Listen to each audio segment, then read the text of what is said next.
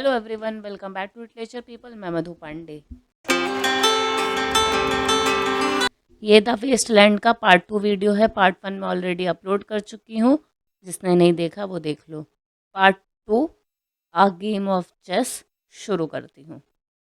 The chair she sat in, like a burnished throne, glowed on the marble where the glass held up by standards wrought with fruited vines from which a golden Cupidon peeped out. Another hid his eyes behind his wing, doubled the flames of the seven branched candelabra, reflecting light upon the table as the glitter of her jewels rose to meet it. Okay, तो जो game of chess की शुरुआत हुई है, वो एक women है, वो एक बहुत एक्सपेंसिव रूम में बैठी हुई है। ये जो रेफरेंस है बर्निश्ड थ्रोन का, ये है शेक्सपियर के एंटनी एंड क्लियोपेट्रा से। इसमें इन्होंने जो वुमेन को बताया है, पोएट ने, अभी एलियट ने, ये रूम में जो बैठी है बहुत हाई स्टैंडर्ड की है, क्वीन टाइप लग रही है वो। और यहाँ पे जो मेंशन है सेवन ब्रांच्ड कैंडलब्रा, या फिर जिसे हम कह सकते हैं कैंडल होल्डर, जिसमें सेवन जो होल होते हैं, सात होल्स होते हैं कैंडल्स को रखने के लिए, सेवन जगह। The glitter of her jewels, मतलब इससे यही पता चलता है कि काफ़ी लग्जरियस है। एक वुमेन है, वो एक अच्छे से चेयर पे बैठी है जो कि वो थ्रोन जैसी है। उसने अच्छी खासी ज्वेलरी पहन रखी है, उसमें बाकी सारे सामान भी हैं, उसमें लाइट होल्डर भी है, उनमें लाइट्स की रिफ्लेक्शन एक दूसरे पे आ रही है। मतलब एक सीन इमेजिन कर लो ऐसा, dramatic type. From satin cases poured in rich profusion, in vials of ivory and colored glass, unstopped, lugged her strange synthetic perfumes. Unguent, powdered or liquid, troubled, confused, and drowned the sense in odors, stirred by the air that freshened from the window. These tended in flattening the prolonged candle flames, flung their smoke into the lacuria, stirring a pattern on the coffered ceiling. अभी भी यहाँ पे description जारी है room का, कि वहाँ पे कैसे कलर्ड ग्लास है, आयरे की चीज़ें हैं, मतलब महंगी चीज़ें हैं। और वहाँ पे स्ट्रॉन्ग स्मेल भी है, मतलब जैसे अभी परफ्यूम कुछ होते हैं ना, बहुत ज़्यादा स्ट्रॉन्ग होते हैं, वैसा उसमें जो नेचुरल चीज़ें हैं वो छुप रही हैं। ये मॉडर्न वर्ल्ड को भी रिप्रेजेंट करता है कि जो कहते हैं ऑथेंटिक चीज़ें हैं जो छुपती जाती हैं, चीज़ें फेक ज़्यादा होती हैं। ये सब चीज़ें यहाँ पे एलियट शो करना चाह रहे हैं। Huge sea wood fed with copper burned green and orange, framed by the colored stone in which sad light a carved dolphin swamp. Okay, तो वहाँ पे जो रूम में कैंडल्स जल रही हैं, तो जो कैंडल से स्मोक निकल रहा है, तो जब वो स्पीकर उसको देखते हैं, वो सीलिंग की तरफ जाता है, तो सीलिंग पे क्या देखते हैं वो, सी वुड फेड विथ कॉपर से बना हुआ है, तो जिससे जो स्मोक होता है वो थोड़ा सा ग्रीन, बर्न ग्रीन और ऑरेंज जैसा लगता है। मतलब पहले के टाइम पे ऐसा कुछ सीलिंग्स रहते थे, मतलब एकदम ही फेक नहीं है, ऐसा होती होंगी सीलिंग्स। और वहाँ पे डॉल्फिन भी कार्व्ड है, स्वाम्प डॉल्फिन कार्व है। Above the antique mantel was displayed, as though a window gave upon the sylvan scene, the change of Philomel by the barbarous king, so rudely forced, yet there the nightingale filled all the desert with inviolable voice, and still she cried, and still the word pursues, jug jug to dirty ears. अब ये जो room है, उसमें एक तरीके की painting है। Okay, तो उसमें ना जैसे कैसे स्टोरी शो करते हैं पेंटिंग के थ्रू, वैसे कुछ शो हो रहा है। इसमें जो ट्रांसफॉर्मेशन है, मतलब एक हीरोइन है, मिथिकल हीरोइन, पौराणिक, फिलोमेला का नाइट एंगल में ट्रांसफॉर्मेशन, वो कि सिल्वियन सीन में हो रहा है। ये जो फ्रेज़ है वो जॉन मिल्टन के पैराडाइज लॉस्ट से लिया गया है, उसका ये अल्यूजन है। ओके, तो ये जो थोड़ा सा मैं थोड़ी सी बैक स्टोरी बताना चाहती हूँ फिलोमेला की। अच्छी स्टोरी है, सुन भी लो और पोएम में भी काम में ही आएगी। फिलोमेला ये पोएटिक मेटाफोरसिस है। में फिलोमेला एक लड़की है जिसको रेप किया था उसके सिस्टर के हस्बैंड ने, किंग थ्रस ने, और उसकी उसने जो टंग काट दी, जैसे वो किसी को बता नहीं पाए। ये जो फिलोमेला किसी तरीके से अपनी बहन को ये चीज़ बता देती है, जैसे वीव करके बुन के एक टेपेस्ट्री में, टेपेस्ट्री मतलब क्या होता है, अभी जैसे बुनाई वुनाई करते हैं ना, वैसा उसमें वो करके बता देती है। और फिर ये दोनों जो रहती हैं बहनें, ये जो है वो उसके लड़के को, थीरसिस के लड़के को ही उसको खिला देती हैं। फिर यही जब किंग को पता चलता है तो वो दोनों बहनों को कैद कर लेता है, फिर वो निकलती कैसे हैं ये सब अलग स्टोरी है पूरी। फिर वो जो फेमेला एंड में नाइटेंगल में बदल जाती है, मतलब ये समझ लो, तो यही वो रेफरेंस यहाँ पोएम में लिया है। ये सब चीज़ें हमें अच्छे से तब समझ में आती जब हम लोग मोर इनफ एजुकेटेड होते ये सब चीज़ें समझने के लिए। मतलब एलियट के अकॉर्डिंग मॉडर्न वर्ल्ड के लोग ये सब चीज़ें समझने की क्षमता ही नहीं रखते, उनको सिर्फ ऊपर ऊपर की चीज़ अच्छी लगती है। इसीलिए जो सब चीज़ें हैं वो हमारे कानों में जग जग की तरह सुनाई पड़ रही है। मतलब स्टोरी नहीं, सब ऐसा ब्ला ब्ला ब्ला ब्ला ब्ला वैसा। ये जो इनका गाना है नाइटेंगल का, जैसे अगर ये गाय अपनी स्टोरी बताए तो हमारे लिए सिर्फ ये बकवास साउंड सुनाई पड़ रहा है, हमें उसका कोई मतलब मीनिंग नहीं समझ रहे हैं। And other withered stumps of time were told upon the walls. Staring forms leaned out, leaning, hushing the room enclosed. Footsteps shuffled on the stair under the firelight, under the brush. Her hair spread out in fiery points, glowed into words, then would be savagely still.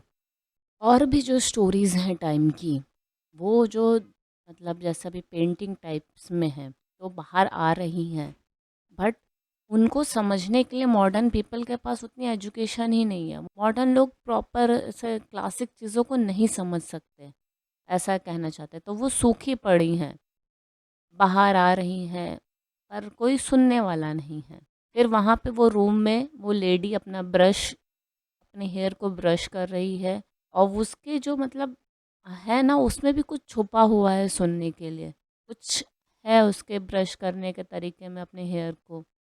और वहाँ पे कोई stair से आ रहा है। My nerves are bad tonight, yes bad, stay with me, speak to me, why do you never speak, speak, what are you thinking of, what thinking, what, I never know what you are thinking, think.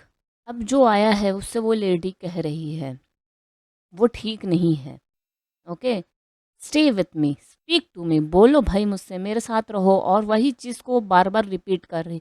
वो एक तरीके से उसका mental breakdown हो रहा है। इंसान जैसे जब ज़्यादा ही तैश में आ जाता है, गुस्से में आ जाता है, तो वो बार बार चीज़ें रिपीट करने लगता है ना, जैसे मैं अभी कर रही थी वैसे।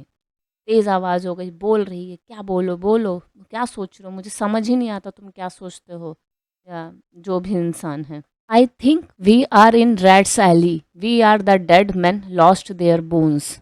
What is that noise? The wind under the door. What is that noise now? What is the wind doing? Nothing again. Nothing. Do you know nothing? Do you see nothing? Do you remember nothing? Okay, तो अभी यहाँ पे वो lady ही बात कर रही है या कोई और बात कर रहे हैं, ये चीज़ क्लियर नहीं है। मतलब उन्होंने कोई कैरेक्टर चेंज नहीं किया, तो ये भी कह सकते हैं कि वो लोग बात कर रहे हैं, बट ये पोएम है तो इसमें डिफरेंट चीज़ें हो सकती हैं। अभी जो रैट्स एली है, मतलब वहाँ पे जो वर्ल्ड वॉर फर्स्ट के बाद ही ये पोएम पब्लिश हुई थी, तो वहाँ पे जो सोल्जर्स कैसे रहते हैं वॉर में, उनकी कंडीशंस ऑब्वियस सी बात अच्छी नहीं होती है, तो वो एक ख़राब जगह को वो करता है, रिप्रेजेंट करता है। यही चीज़ है, dead man lost their bones, मतलब ज़्यादातर लोग वॉर में ही साथ में होते हैं ना, मरते हैं मारते हैं, वो चीज़। व्हाट इज़ दैट नॉइस, मतलब क्या नॉइस है, वो एक जना दूसरे जने से पूछ रहा है। अब वो लेडी का ही सीन है कि कौन सा है, अभी तक तो क्लियर चीज़ नहीं, हो सकता आगे हो जाए।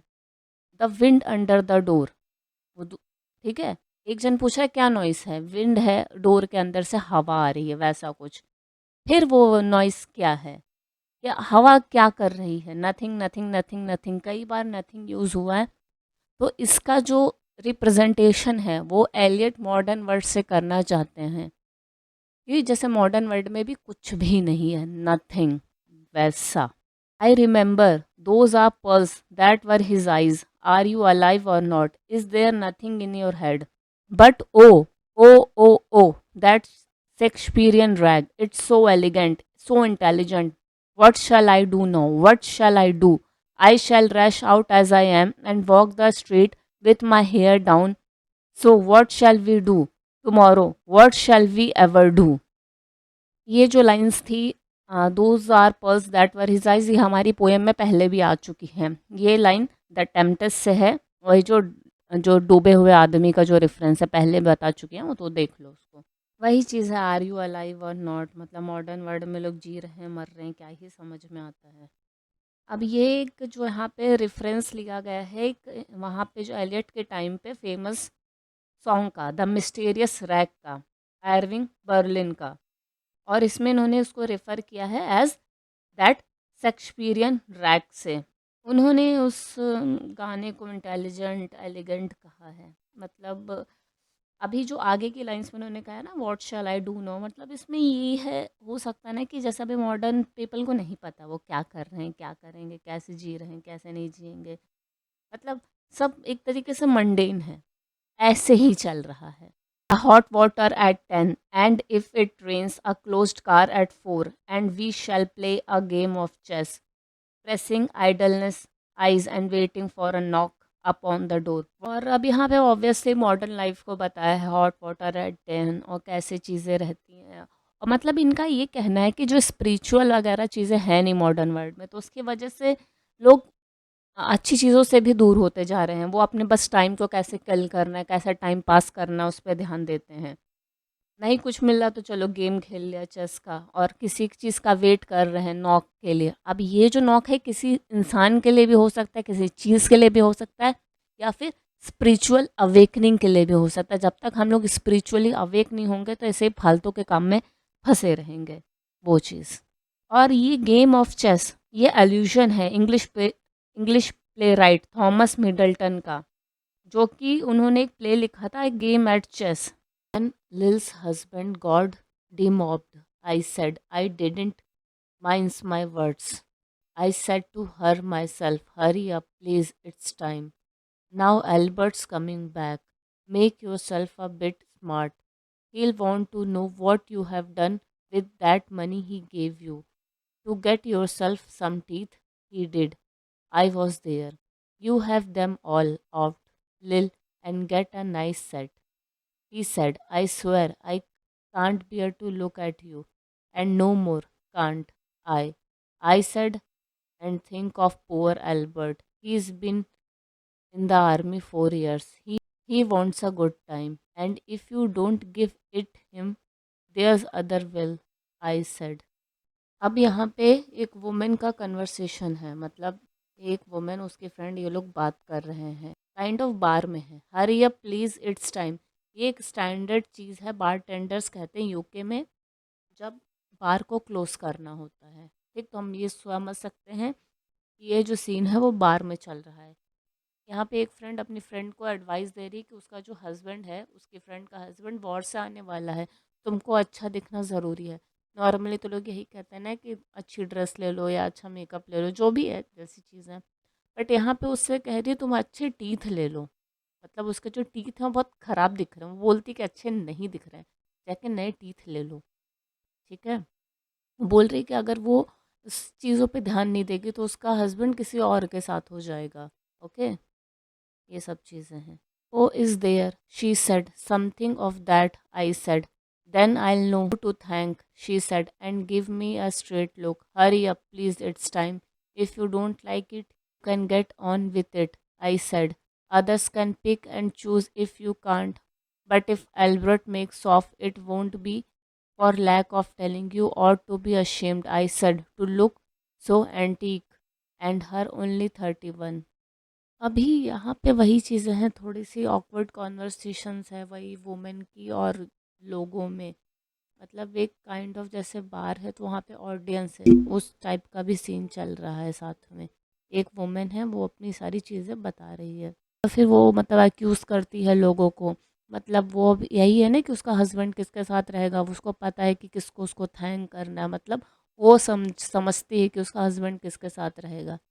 तो यही सब चीज़ें हैं। I can't help it, she said pulling a long face.